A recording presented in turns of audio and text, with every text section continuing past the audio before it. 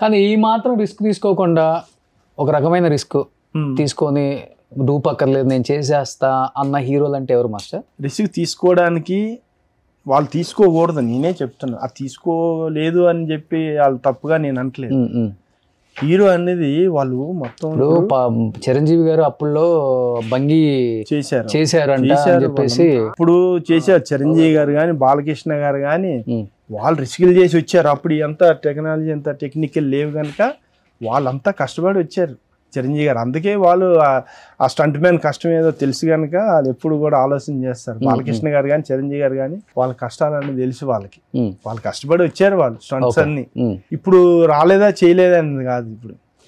ఇప్పుడు ఏంటంటే నా ఒపీనియన్ ఏంటంటే ఒక హీరో అంటే 24 క్రాఫ్ట్స్ వర్క్ ఆయన చేయాలి. ఆయన ఉంటేనే మేము అందరం వర్క్ జరుగుతుంటారు.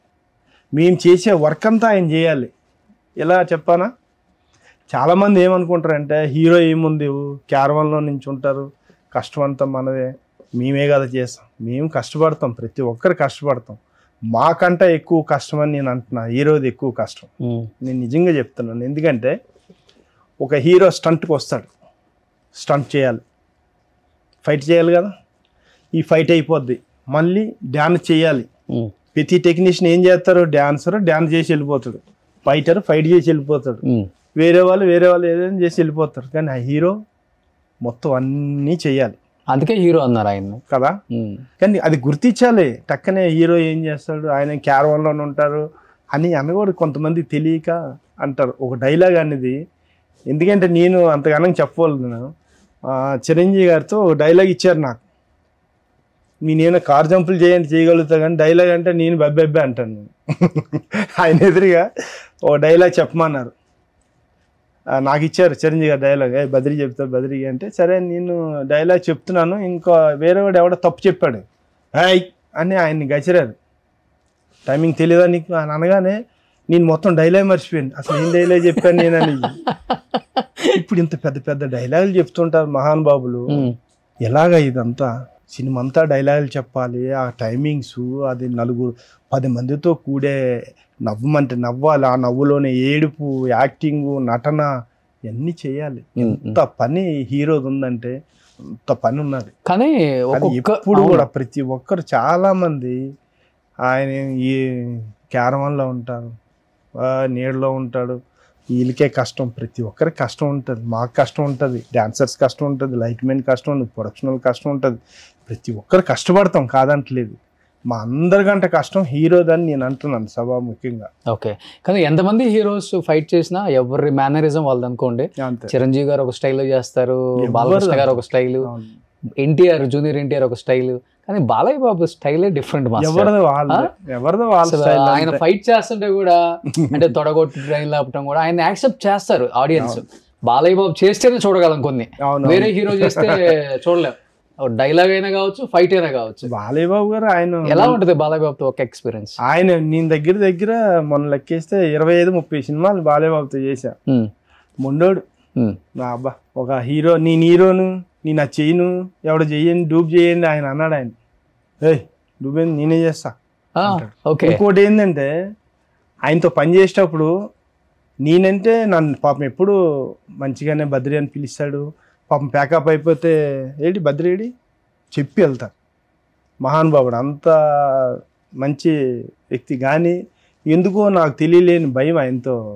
బాలయ్య బాబు అని నాకు భయం, ఆయన పక్క నుంచి మళ్ళీ నాకు వెళ్ళేటప్పుడు చెప్తాడు, బద్రీ ఓకే వస్తాను. ఓకే, డైరెక్టర్ గారికి మాస్టర్లకి నాకు చెప్పి వెళ్తారు. అవును, అంత సనువు ఉంది ఆయన దగ్గర.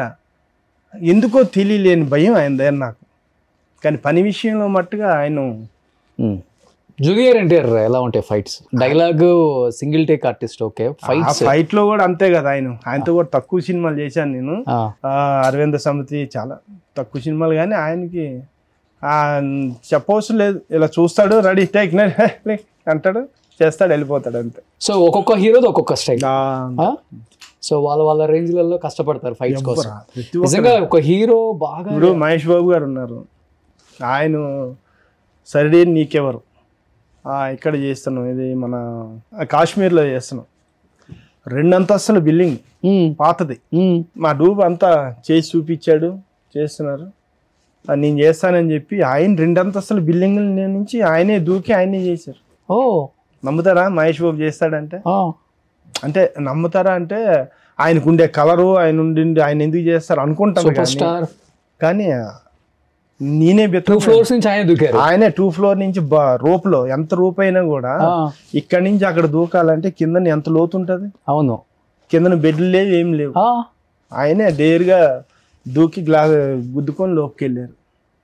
ఓకే, అలాగా ఒక్కొక్క హీరో ఎవ్వరు కూడా బన్నీ అయినా ఎవరు ప్రతి హీరోలు ఎవ్వరు కాదు డేర్గా చేసే వర్కర్స్. మిమ్మల్ని చూసి వాళ్ళకి కూడా ఉత్సాహం వస్తుందేమో, మనం కూడా చేద్దాం. రామ్ చరణ్ అనుకో, ఇప్పుడు మనం ఒకటి చెప్పాము, ఆయన ఇంక దానికి బెటర్మెంట్ చేసి ఆయన కట్టామని రోపులు వద్దులే నేను డైరెక్ట్ చేస్తా, రోపే నాకు వద్దు అంటాడు, ఆయన చేస్తాడు రామ్ చరణ్. ఓకే, ఒక్కొక్కరు అంతే, ఎవరికెవరు తగ్గలేదు ఇప్పుడు హీరోలు అంతా, అందుకే స్టార్లు అయ్యారు. ఊరికే కరెక్ట్ మాట అది. చెప్పాలంటే ఎవరికి వాళ్ళే ఇప్పుడు పోటీ చేస్తున్నారు చెప్పాలంటే. నాకు అదే ఎప్పుడు చెప్దాం హీరోలు ఏం చేస్తారు అని అంటే అది తప్పుగా అనుకుంటున్నారు, కానీ లేదు, చాలా కష్టం అది. ఏంటి మాస్టర్ మీ ఫ్యామిలీ బ్యాక్గ్రౌండ్ ఏంటి? నా ఫ్యామిలీ బ్యాక్గ్రౌండ్ ఏం లేదు, అంతా ఇండస్ట్రీకి వచ్చాక పెళ్లి చేసుకున్నారా? లేదు, ఇండస్ట్రీ రాకముందు పెళ్లి అయిపోయింది. Okay, so full support. Love marriage అంతే. ఓ, చదువుకోలేదు మరి ఎక్కడ అసలుకి? చదువుకోలేదు, భగవంతుడు మరి ఇంతవరకు ఇంత తెలివి ఇచ్చాడు, అంతే తెలివి ఇచ్చాడు, చదువుకోలేదు. ఏం లవ్ చేయమన్నా? లవ్ అనే కాదు, ఏ దేంట్లోనైనా పనిలో చాలా తెలివి, అది నేను చెప్పడం కాదు. ఓకే, చేస్తున్న వర్క్ ని బట్టి అందరికి. సో హైదరాబాద్ తీసుకొచ్చేసారు? ఫ్యామిలీ అంతా వచ్చాం. ఇంకా తర్వాత నుంచి ఇంకా 97 లో వచ్చాం. ఓ, పిల్లలు ఎంతమంది? 2 పాపలు. ఏం చేస్తున్నారు ఇప్పుడు? పెద్ద అమ్మాయికి మ్యారేజ్ అయిపోయింది, మా అల్లుడు కూడా స్టంట్ మ్యానే. ఏంటి మీరు చేసే స్టంట్లలో పట్టుకొచ్చుకున్నారు అల్లుడిని లేకపోతే? లేదు, మంచి అబ్బాయి, అంటే మా స్టంట్లో కొత్తగా జాయిన్ అయ్యాడు. మాస్టర్స్ మేమంతా చూసి అబ్బాయి బాగున్నాడు, సిగరెట్లు వేరే వ్యసనాలు ఏం లేవు, బాగున్నాడు అని కొంచెం ఒక 2-3 నెలలు అంతా చూసుకొని ఇస్తే బాగుంటుంది, ఎందుకు ఎవరికైనా ఇచ్చి ఎందుకు మన కళ్ళ ముందు ఉంటుందని అబ్బాయికి చెప్పి వాళ్ళిద్దరికి నచ్చిన తర్వాత మేము పెళ్లి చేయాలి. ఇంకొక పాప అమెరికాలో ఉన్నది, చదువుతుంది. ఓ, ఫ్యామిలీ వెల్ సెటిల్డ్ అయితే. సో ఇప్పుడు మరి మీ పాప చెప్పలేదా, డాడీ మీ టైం అంటే ఓకే, మీరు రిస్కులు చేశారు, మరి నాకు స్టంట్ మ్యాన్ ఇస్తున్నారు, ఇప్పుడు జనరేషన్ ఎలా ఉంటుందో, ఈ రిస్క్లు మా వారికి అవసరమా? అబ్జెక్ట్ చేస్తారు. ఇప్పుడు వచ్చే మీ ఆయన రిస్క్లు ఏం చేయ అవసరం లేదమ్మా, తెలుగు 8 పర్సనాలిటీ ఉన్నాడు, మంచిగా స్టంట్లు చేసుకొని మాస్టర్ అయ్యి హ్యాపీగా బతకొచ్చు. నా రిస్క్ ఎవరికి, నా రిస్క్ అనేది ఏ స్టంట్ మ్యాన్కి చెప్పను. ఓకే, సుమన్ టీవీలో మీ పర్సనల్ అండ్ బిజినెస్ ప్రమోషన్స్ కోసం కింది నెంబర్కి కాంటాక్ట్ చేయండి.